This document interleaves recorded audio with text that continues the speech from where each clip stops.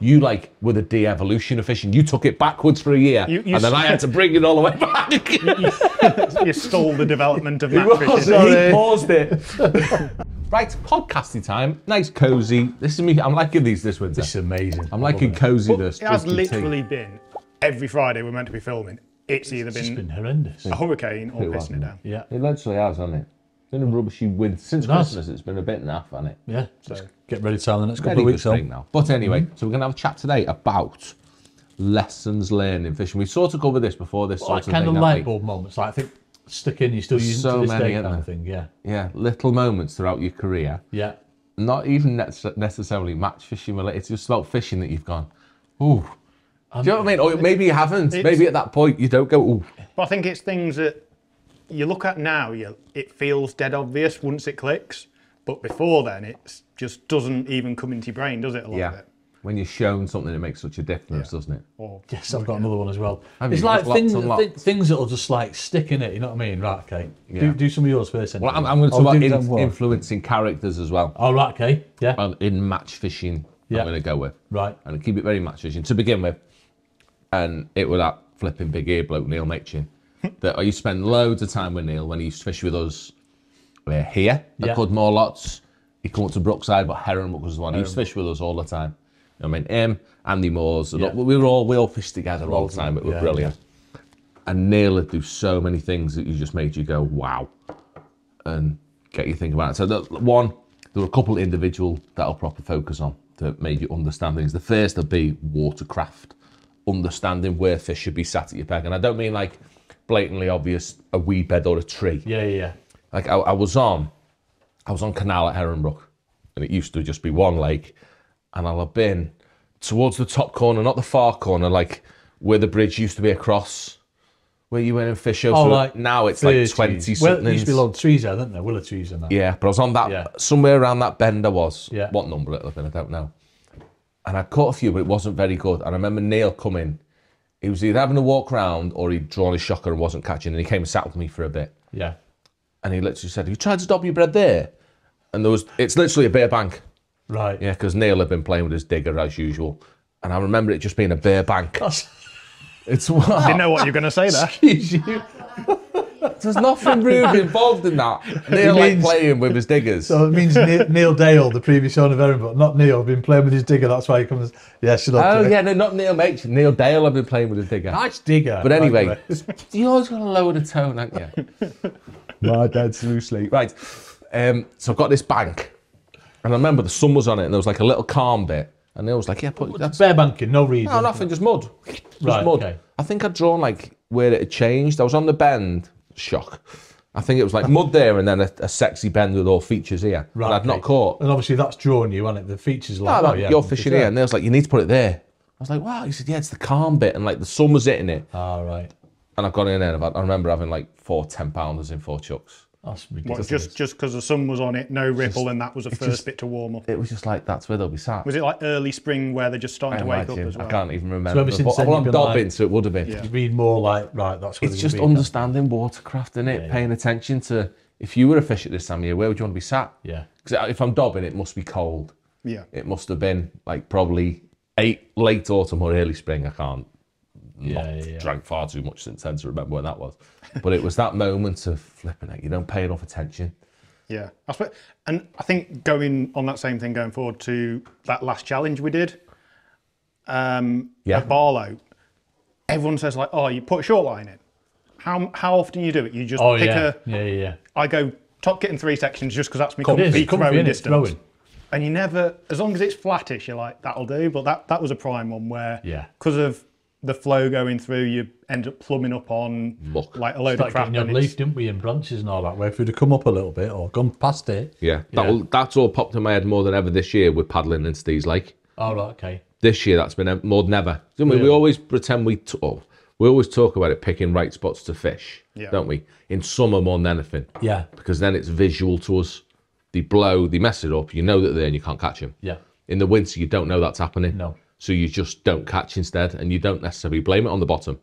You blame it on, it's the wrong area. Yeah. But for all you know, you could be fishing on liquid shit. Horribleness. Yeah, you don't. You always look to blame. Oh, he's fished a 4x12. I fished a 4x14. You blame that, or blame the bait, or it's never. So often it's the bottom. Yeah. I was paddling in Steve's made me go, what is going on here? Proper, don't you? Yeah, because it's all silted up a lot over the years, so we can walk it now in waders just with getting your nipples a bit moist now and again. And you'll walk literally a line along the bank. You know what I mean? Parallel to the bank. And it changes with every flipping footstep. Really? Oh, not that drastic, but you'll have this much of one material and then it'll change to... What's that, rock hard to like stones random to as to, silt and... Rock hard to strong silt you can stand on, like that's clay. Like conditions of wind or fish? A million things. It's the wind, it's aerators, massive. Oh, right, okay. They move stuff around. It's vegetation, a tree being there that you don't pay attention to. Going back to the meddling stuff, underwater features, how that affects the tow and where silt or bait collects and stuff like that. It is. And that's where these lads who are fishing week in, week out at the same venue, that's where local knowledge is daft. Yeah, potentially. Some of the lads you're speaking to there are like, oh yeah, this peg, it'll tow that way if the wind's in that direction. And you can mess your match up before you start almost, can't you? Not knowing. Just picking the wrong spot. Yeah, thinking you're being clever, fishing 2 meters off the bank, because they'll want to be in a bit more depth. But your bait just vanishes. It's mad that, or you're fishing on muck. Do you know what, there'll be a big thing that I'll never do now? Like when you throw a feeder, if you get muck on it, first cast. Don't fish there.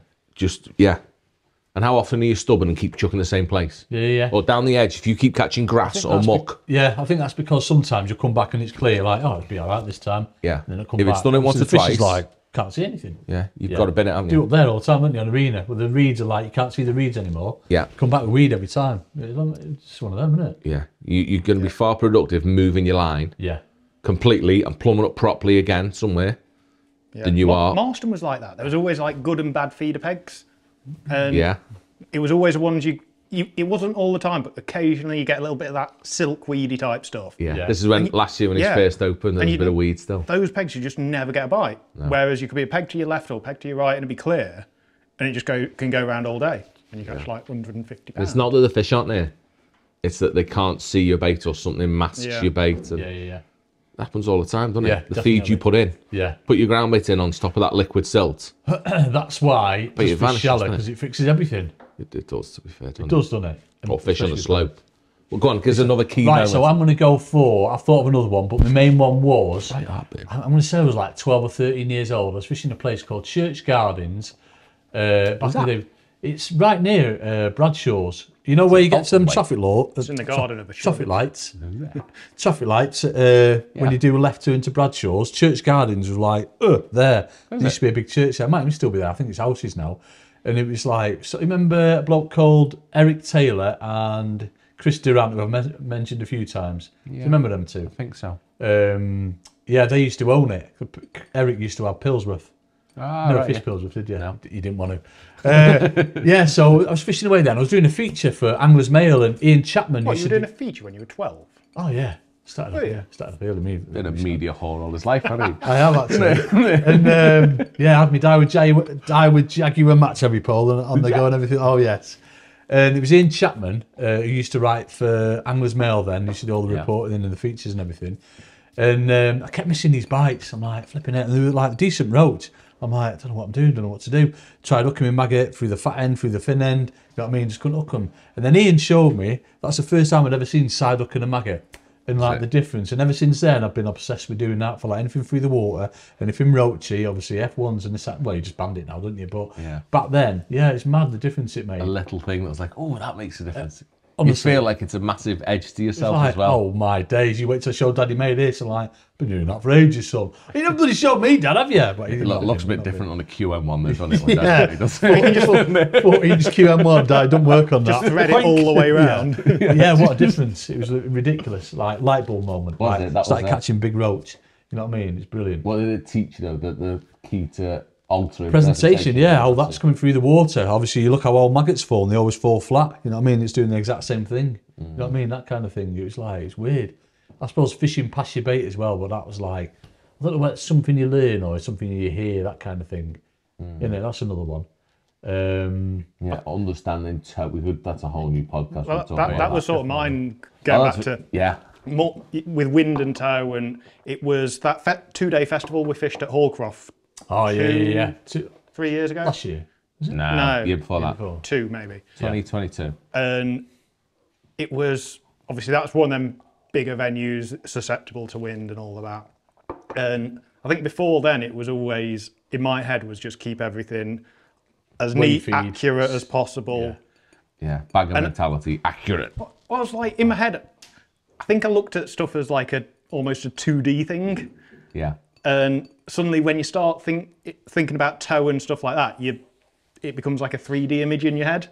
Because it was clever than us. We're not thinking like that, are we? What's that mean? No, but there's like different stuff going on, and it was because that short line, I'd done shit in that festival and couldn't work that short line out, which was massive because that was where the weights were coming from, wasn't it? And you had a conversation with Joe that night as well. Or something. Yeah, because the first day he'd caught a silly weight. Had he won the match or won the section? He had 50 odd pound, didn't he? Yeah. And it was him that put it in my head and was like, "Yeah, I'm catching like 3 meters off my bait."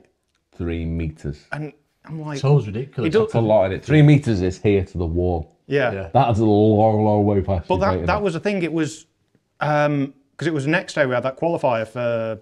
Oh yeah, Gaz's. Fish that kids match as well or something. No, that was afterwards. Oh, was it? Yeah. Oh, okay. I had a first. That was his peaks and troughs. Did I? But that was the same sort of conditions on the island bit on moat. So sat in the middle of the water, and it was towing left to right, and that was exactly the you same. were just up from me, weren't you? On that one. Is that what you're on about? What, in the qualifier? No, you didn't fish qualifier. You weren't there. Oh, I thought you were on that 2 day. Right, go ahead. Yeah, no, this was the match afterwards where Jordan had like put him ahead, and then it just everything sort of clicked. Where I fed it because you feed dead heavy, like 6 or 7 pots at the start, and leave it, throw some bait, and like I've gone in. It was like trotting down. It takes a while, like to go 3 meters. It takes a while to get you. Yeah, it takes 2 or 3 minutes to get there, doesn't it? And then eventually it's like clunked under. I was like, yeah, maybe it was right. Yeah, I dobbed one. And you think it was probably a one-off. Then you do the same. Start on your spot, follow it down, follow it down, follow it down, clunk. Right. And then it's like, you do it again. Did you try, though, after that, going straight to the spot? Yeah. And it wasn't the same? No, it was. Oh, was it? I think you have to... Leave it a little bit. You can't go straight on. You've got to go like 6 inches. Yeah, it's got like rocking out of their eye line and appear in front of them. And but you can just like imagine you're fed there, it's worked its way down, and you've just got the bits floating down, trickling along the bottom. It's safe bits, isn't it? Yeah. I don't think that they're not over your bait. They're over the back edge of your bait. Just picking the bits off. It's safe, innit? I think the carp are like right on your bait. Carp over your bait, clearing it out. Yeah. But that since then, there's been so many times you sort of just. Warren was another one where you because it's shallow Skimmers and are towy. the ones, and any skimmer venue is the ones. Do you do it so much for carp? No, because carp eat. Carp are right on your bait. But saying always on your bait, aren't they? That live match Pem did at Todbert, he was letting it tow through and like letting it go with a wind and a light. Sort of 4x12 light though, wasn't it? No, he was on pellets there. Oh, was it? Was he? Or was he on meat? Might have been meat. Right. Yeah, it was meat. He just did 12 tins of meat for that day, I remember. It's like January, yeah, just got I job 12 tins today. But yeah, just getting that mentality of it has to be on that spot and getting annoyed when it drifts off and laying it into. Just not always the way, is it? Yeah, your fish aren't always where your bait goes in. Well, your bait's not always landing where you think it is. Well, that's the thing. If we is it? No. The more we need to show involved. We need to get out on a clear water and show it. But it changes every time, though. You? Yeah, it changes every time. Is that because of what's happening underneath all the time? Massive. I suppose when fish come in, big surface area, they're going to be spilling it as well, aren't they? And the surface water moves completely different to the bottom half. So when it's more dense down deeper, it's going No, it's not so much dense. It's water movement with wind. Right. Okay. So, and they can be going the opposite ways. They can. Wind and tow. Yeah, I think often you've got to find your bait. Yeah. I mean, depending what you're feeding, I think it's the emphasis on loose feed because your ground bait goes pretty much down. Yeah. Would you not still think if you fed an amount of ground bait over an hour or two, you've got that tow do you not think it pushes it? No, not really. An odd little particle, no. Do you know what I mean? You see it in the bottom, it stays there for. Yeah. It's once it's on the bottom, it's almost safe. I don't think maggots move like people think they do. Not once they've hit the bottom. You know what I mean? I think once something's on the bottom, it's pretty much there. Yeah. It might move an inch or two. And maggots call like that. Come on, lads, let's get out of the fish. They'll move a bit, but then they're not drifting on the bottom 3 meters down your peg. Yeah. The 2.5 meters down your peg while they hit the bottom. Before that, in it with the toe. Yeah, you're putting it in and they're going and you just don't know. I had it, where was it? It might have been on that Carney Pools, it was windy as anything. Like catching roach shallow, and you could, because it was quite clear at the time, you could see the maggots sort of drifting from where you fed them, and you're catching 3 foot shallow, and you're having to, you could tell the fish were there. Right. Yeah. Like, it was only a foot or two, but it was a lot better going that foot or two downwind where you could see they were towing to. It's where they want to sit, yeah. But if you were out, like not on the fish, if you were feeding on your float. Yeah. Right, bloody hell. There's your off, so it's about finding your fish in it is the key thing. Yeah. They're not always there. Search one. So your bait must go everywhere as well. Oh, definitely. When had we done it? It's like on ice and things like that. That's what I've noticed it. Like, do you know when you feed bait on ice? Yes. And you think you've been dead tidy and you've just had the odd maggot go past. Ducks are like, You saying that? They're 5 meters past, aren't they? I did it some underwater fishing years ago, carp fishing stuff, of like spoms emptying, and that was 7 or 8 foot of water, and because you were fishing like the right mix in a spot, because it doesn't matter, it all goes in.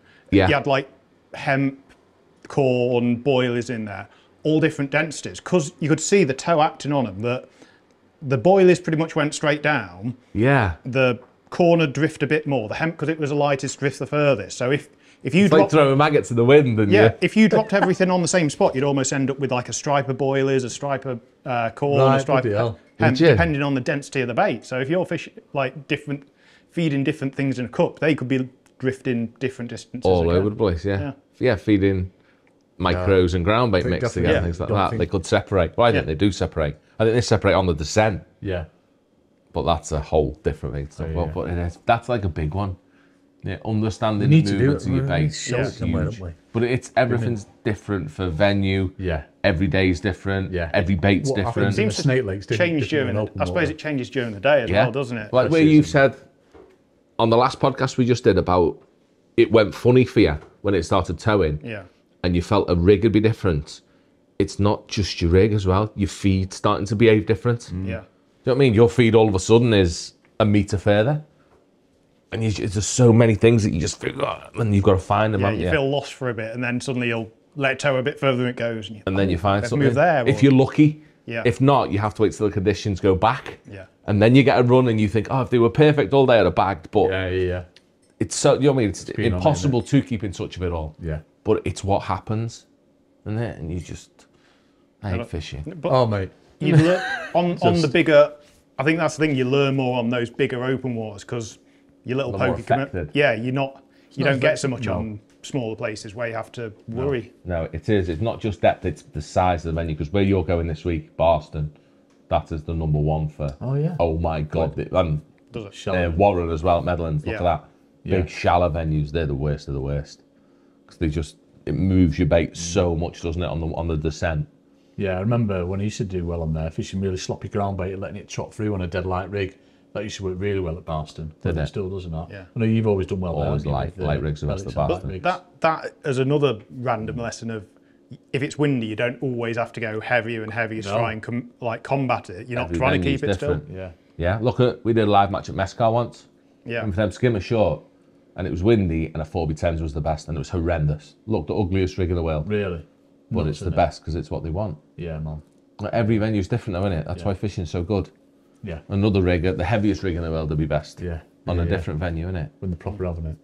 What's your other one then, J lad? You got another one, haven't you? There's been a few nice nichey ones as well. I thought about loads while we're talking about it. Dobbin bread was a massive one. Proper. Was a wow moment. When did you first get into that? I'm gonna give. That start off? It was accidentally, and there was a few lads at Heronbrook. I think it was Colin Cook and a couple of other lads. Right. That because they'd come from canal days. Oh, right, okay. They'd just gone straight in with a big punch. No, they'd feed licky bread.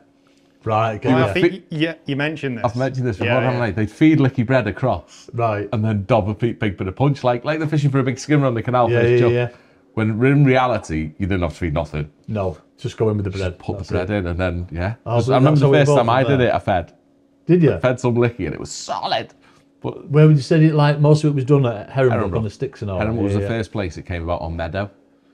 And then it came to everywhere, it took over the world. But yeah, we were definitely at the start of dobbing bread on commercials. Definitely, that was a wow moment. But then No bait on a method feeder, huge. Oh mate, yeah, I remember Jeff Moore's doing that for the first time. The new pools. Well, I'm sure it was Neil. It showed me again, Neil Machin, but that'll have come from Jeff. Yeah. And it was showing the importance of packing your feeder correctly. Yeah.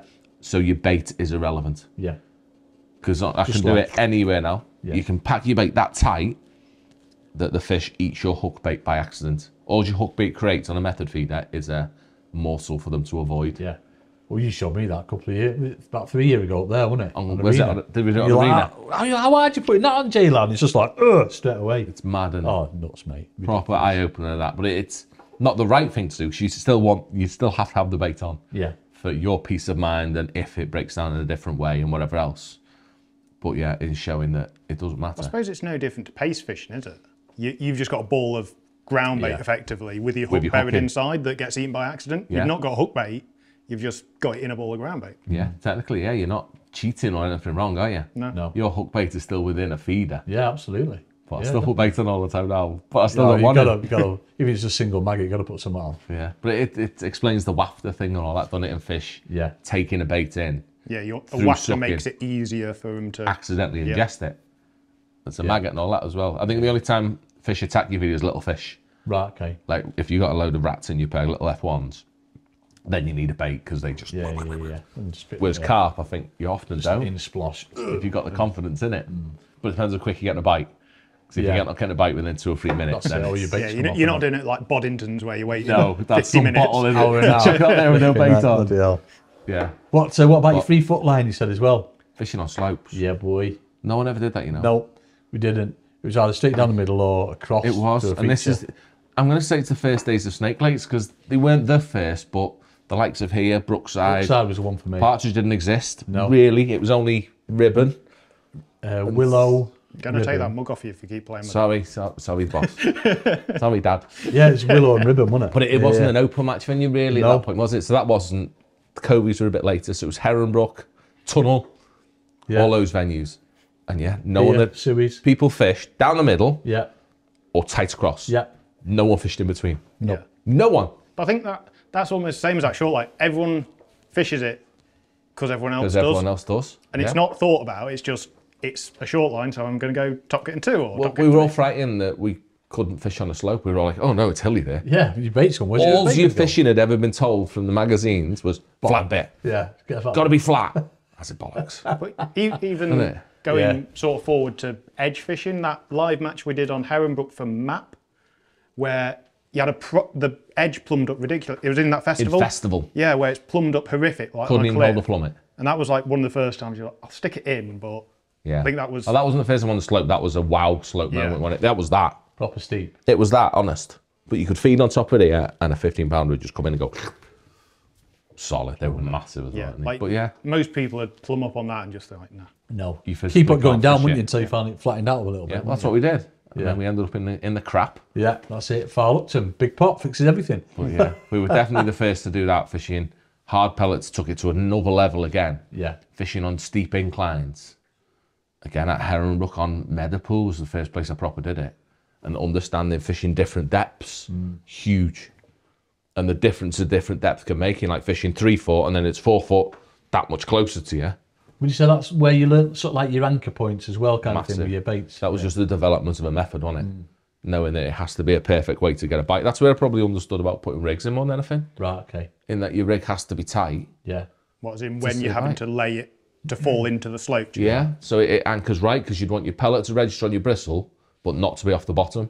So that is the littlest possible, most accurate window you can have, isn't it? Yeah, I like that. But it brings all your fishing into the same sort of mentality where your rig's got to be tight. Yeah. If you're not putting your rig in with the toe in the correct way, definitely, you don't see a bite. I'm going to come on to that, keep tightness, but waggler fishing for me. So back in the day, obviously, you used to do a lot of travel with Kieran. Yeah. Kieran Rich, phenomenal angler, like ridiculous. Learned so much of him. But in particular, this one day on the waggler, we were at down Whiteacres when I first met him down there. And obviously, I've grown up fishing a waggler. I love fishing a waggler. Casting in, a bit of a bone with line, missing everything. Kieran gets on the box, casts in, sort of flicks his line, winds onto it so it's straight, and that's it, everyone's on. And ever since then, I'm like, right, okay. It's got to be tight. Got to be tight. Straight line, tight as possible. It's just fishing. Even what you were doing at... winding them on. Yeah, like chores. Just winding it ever so slowly. So nuts, mate. what is it? Just keeping it slow enough that it's moving, but the tip's still above the water. And then for Ide and stuff like that, it was just a joke. It's mad. Yeah. But is that just the same thing where you just keeping everything tight? Simple as, isn't it? It's the same with like, what's it, overshotting if everything's tight, isn't it, kind of thing? Yeah. You know what I mean? That's been taken to a whole new level now, hasn't it, with overshotting and level. Oh, yeah. Well, that's what fishing has to be. It evolves, doesn't it? Yeah. That's how it goes. It's increasing the percentages, isn't it? We used to catch a few. Yeah, well, it's like when we said about what are the right weights. We're still like stuck back in them when we used to love catching 50 pound and that, wasn't it? Everything. But now you're like, no, we need more, and it's just like 50 pound's not even good day anymore. We're spoilt, aren't we? But I don't think we're spoilt. I don't think the fisheries have got a lot better. It's just that we've got. Because I think there's more fish in them, but I think the fish are cleverer. Yeah. But I think we're a lot more efficient at catching fish now than what we were, because we were bad then. Oh yeah. When you look back at fish shows, are the one you watch a fish show. Yeah. You were proper shit. How did you manage to put catch another that? section on? Put another section on. Doink. We did so many things that were horrendous. Ridiculous. Here's the one. I've brought this up before on. Go on. I don't know whether it's when we've been talking or on the new pools back in the day. They were solid and we were so bad. Oh yeah, they were rammed. They were rigid, and you'd fish on the bottom long, and the carp would be gobbing at your float. How do people fish shallow or That's where Big Pot comes from, doesn't it? Big Pot, get them in, get them down. You broke fishing doing that. You were the de-evolution of fishing. You took it backwards for a year, and then I had to bring it all the way back. You stalled the development of that fishing. He paused it. But yeah, feed 10 pints and then fish shallow over it. Literally used to feed 10, 12, 14 pints of casters up on them new pools. It's ridiculous. Yeah. Like ridiculous. But how many used to be on the top? Oh, they're all on top. Everywhere. There were carp everywhere. Cruising everywhere. Imagine no one mugged. No one fished shallow. No. No one slapped. No one slapped. No. It was all like, lift it out, lay it in. And you fished an expander on the hook. Yeah, that fell off. Don't matter. Just come back. We were so bad. Oh, bloody hell, mate. Right. Yeah. Love to go back there now. But that's how it's that's it. Everyone was the same though. Yeah. That's why there wasn't a... And we've all learned together sort of thing, haven't we? We haven't. We've just copied off Bagger for the last decade. But we have, haven't it? Yeah. This has got so good. There have been so many moments though, haven't there? Yeah. It's lovely to look back at all of that. Yeah. I wouldn't like to be a kid now. Although... there's more sort of like access to everything though, isn't there? Obviously, like there is. I suppose the info comes at you quicker now. But it's the magic of little things happening over such... We've grew up in the best time for commercial fishing. 100%. What is it?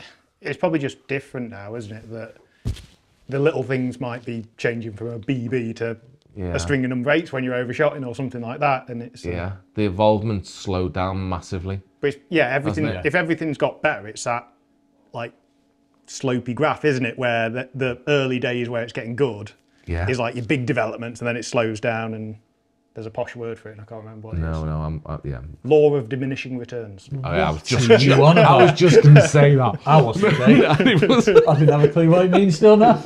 But it is. That's exactly how things have gone, and it's not, the magic's not there now. The wow moments aren't there, that you learn something, oh my God. There might be something waiting to be discovered. Mate, I hope there is. I hope there's loads of things still to come, but I do feel like fishing's slowed down a lot. Yeah, with the development It's all there. I can learn more in 3 hours on YouTube now than I could in 2 years fishing. That's it. Well, if you're coming into it, that kind of thing, you're getting into you just put it on, don't you? It's almost sad. Are we breaking fishing? We tell them too much. Well, maybe you are. I don't like it. I mean, the magic was so good. We used to do stupid things that worked as well, and I missed that. Do you know what I mean? Yeah. Back in the day, right, we'd have used rat jig in a match. We wouldn't have cared. We actually would have done. Well, but these days, it's like no. Yeah. No, wouldn't even dream of using it. But if you'd have learned that 10 years ago, you'd have been like, I'm going to win every match. Days. That'd have been like in my rod bag every single time, just ready to get out. Right, here we go. Get ready. Now you're too... No, can't do that. No, too polite. No. Right, Richard wants to press a button, so we're running out of time. But yeah, I want some magic things to happen.